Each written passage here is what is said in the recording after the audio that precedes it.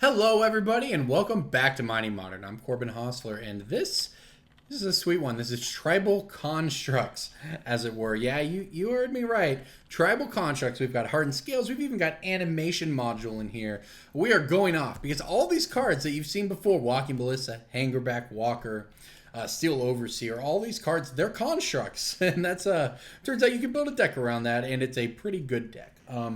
So not exactly the order we want to draw any of this in, but here we are regardless. You know what, this will actually work. We can go Hangarback Walker for 1, and thanks to the truly broken power of, I don't know, either Mox Opal or Darksteel Citadel, one of the two, we can still Inquisition our opponent here.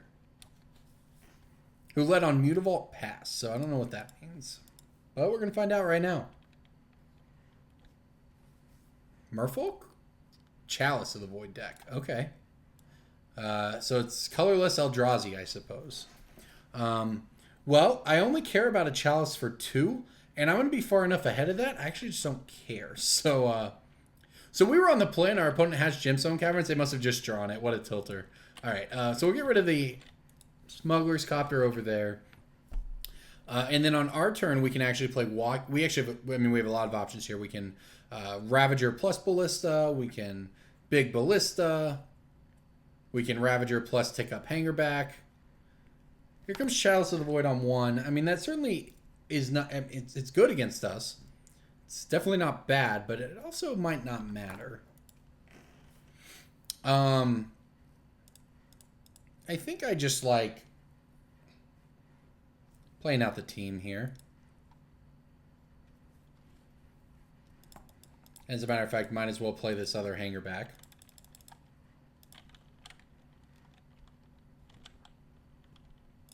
Alright, so our opponent has Chalice on 1. Unless they have Simian Spirit Guide, they can't Chalice for 2 next turn, which means we can Ballista. But even if they do, we can Ballista for 4, etc. So we should be safe to play out basically whatever we want here. And we're not terribly far from just killing with Inkmoth Nexus.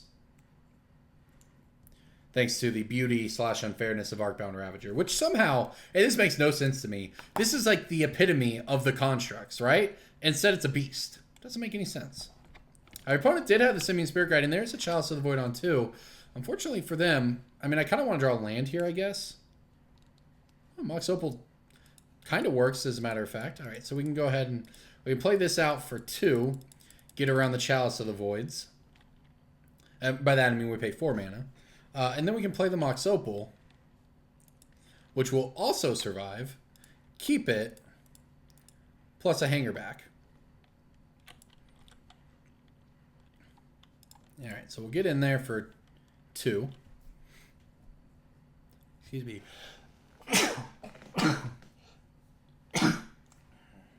Oh, I'm sorry.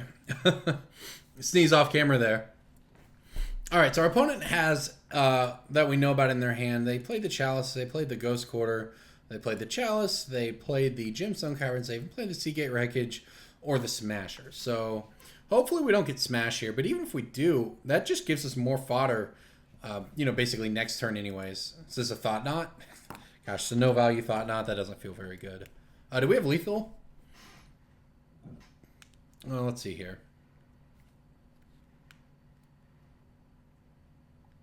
We can't play that.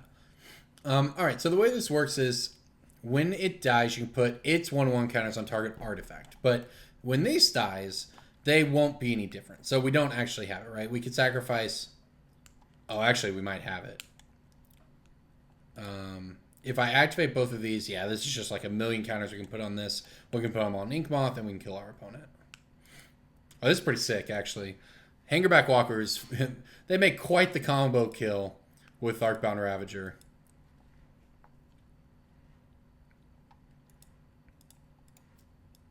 This is a pretty sick kill, actually.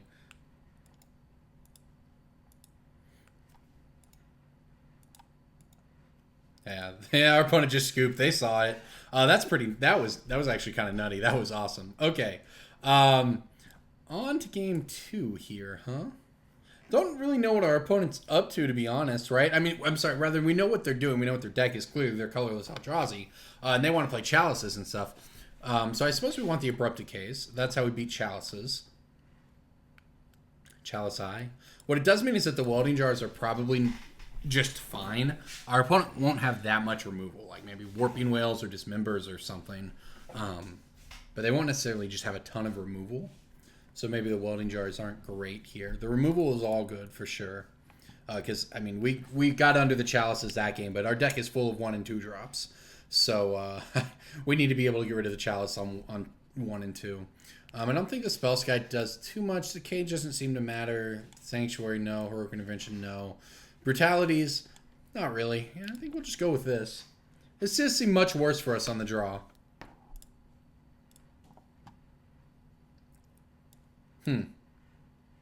Well, I can't mulligan this. This hand's actually kind of reasonable.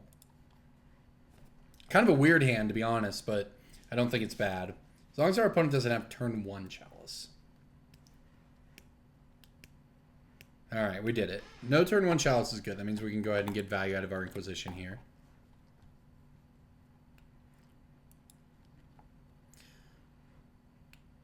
You know what? We can get all the value, as a matter of fact. We can lead on Animation Module. This is pretty nuts, actually. Play Welding Jar. Mox Opal's so good. Play Mox Opal. And let's Inquisition anyways. Casual. Throw our entire hand out on turn 1. Alright, Ratchet Bomb, Dismember, Spatial Contortion, huh? That's a lot of removal. But I think the one we care about most is none of it. Alright, so both of their removal spells will actually give our creature minus, so I'm getting rid of the Ratchet Bomb here. Yeah, the thing about the removal is it gives our creature minus X, which will kill it even through Welding Jar. Regeneration doesn't work so well against them just giving your creature minus everything. Because what will happen is, yeah, you'll regenerate it, but it'll still have less than 0 toughness, so it will die. Meanwhile, our opponent's using the Eldrazi Temple to fire up Mutavault on turn 2, so I assume that that's pretty okay for us. Let's see if we draw something broken here. Oh, very broken, right? Okay, so what I'm actually going to do here is I'm going to slow down a little bit, right? So we have access to 3 mana this turn. So I think I'm just going to play the Overgrown Tomb tapped. I'm going to play the Arcbound Worker, very powerful magic card here, and just use our animation module to make a servo. It actually works because if they kill they're either using a Spatial Contortion or a Dismember on a servo, or they're, killing the Arcbound Worker, which isn't much better, and then we get to put its counter onto our servo. So as long as our opponent doesn't, come at us with a Smasher or something here, which they're not. And now here we can go Construct. I mean, this is a little awkward too because I would want to, let's attack first.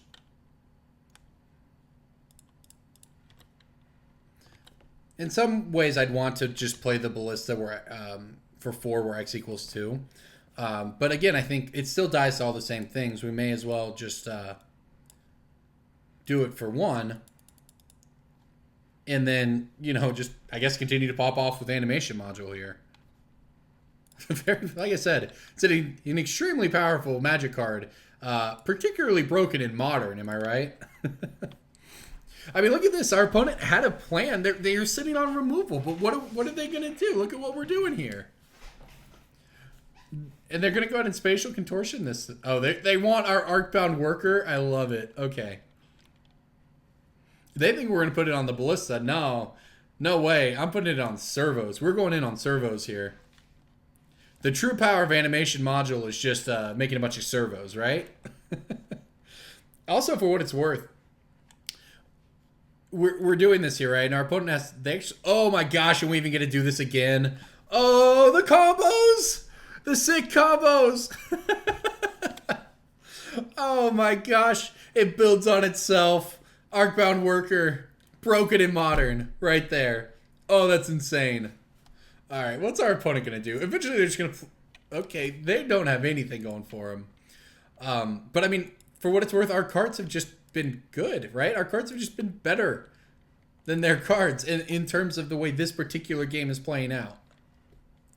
Steel Overseer, huh? Now that is a removal target for him. But, okay, now and they have Dismember left. All right, so let's go ahead and just attack with the team here.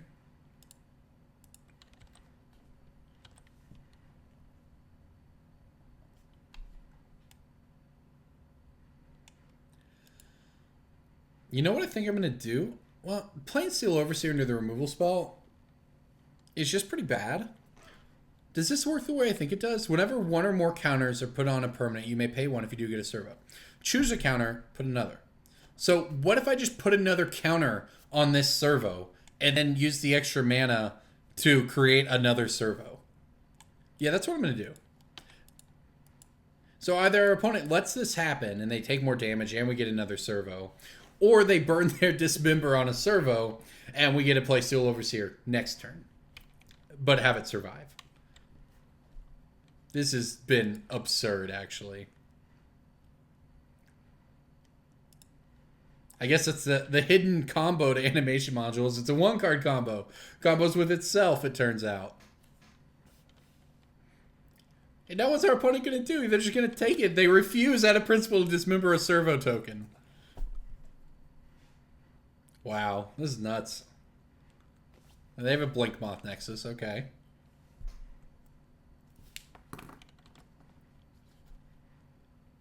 Walking Ballista, huh? Now we're talking. All right. Let's just go ahead and attack here.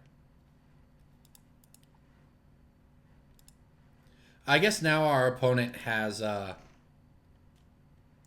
have Mutavault up to block here. I'll throw the servos in. I don't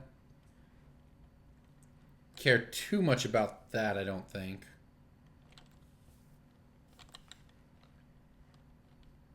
Yeah, there's plenty more servers where that came from, that's for sure. Oh, and they can use this to pump itself. Yeah, but if they do that, I'll just respond by killing it with the Walking Ballista.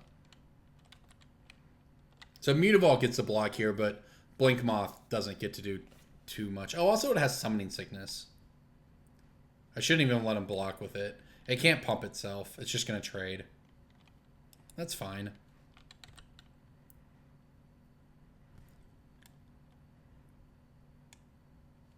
Yeah, it doesn't work. They wanted to use it to tap to give itself, because it can do that. It's a Inkmoth creature. When it's blocking, it can give itself +1/+1.